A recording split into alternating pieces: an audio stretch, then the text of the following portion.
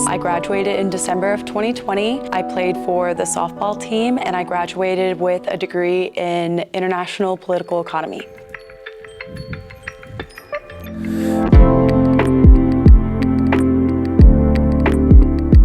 The best part about UTD was that I was actually able to pursue my career and what I wanted to do, figure out what I wanted to do. I had a million different internships while I was here and still be able to play softball at a high level. International political economy is not offered at very many universities. It is very niche, but it offered exactly what I wanted. I knew that one day I was going to be a lawyer, but I also knew one day I was going to go into politics, and it was the best of both worlds. I was able to take a lot of courses that gave me perspective on the world. With UTD, there's so many people from so many different countries. I mean, there were people from countries I had never even heard of, and UTD felt like the only place where I could be a high-level athlete as well as being a high-level student. I could get a fantastic education, have great opportunities, and still be in a city that would give me great internships, all this kind of opportunities, but still play a high level of softball.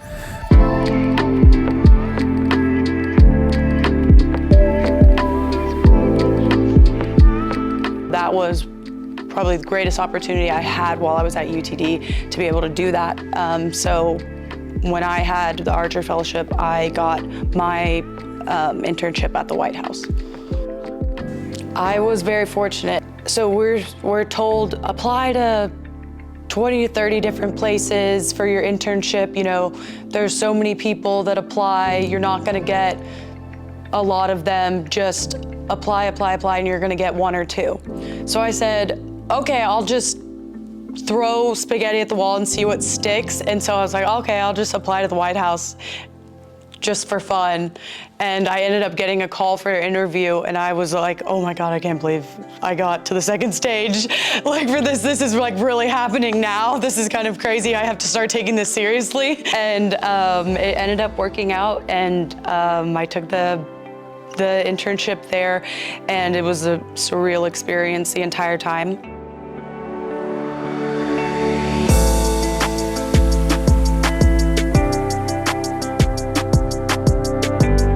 I brushed elbows with a lot of people, just walking in and out of the White House every day. One of the main people that worked in my office was Andrew Giuliani.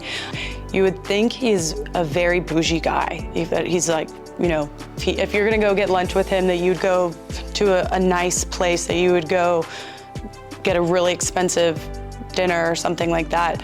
He will take you to lunch at McDonald's and get McRibs with you, because his favorite thing in the world is the McRib, which is just the funniest thing ever, because these people are not what you expect at all. They're just very down to earth. And he is just funny that you meet them and they're big name people, and they'll just be like, you wanna go get the McRib? I haven't had a McRib in forever. And I was like, okay, sure. Like, you wanna get a McRib with me and nobody? Okay, I'll do that with you. Met the president a few times. I did events for him. That was one of my main jobs, is doing events. I did events for Melania. She holds a Christmas party, and so I was in charge of all the crafts because I'm an artsy craftsy person. So I did all of the crafts that they did with the children. So Melania made snow globes with the kids. So that was pretty cool, teaching Melania how to make a snow globe so that she knew how to make them with the kids. That was pretty cool.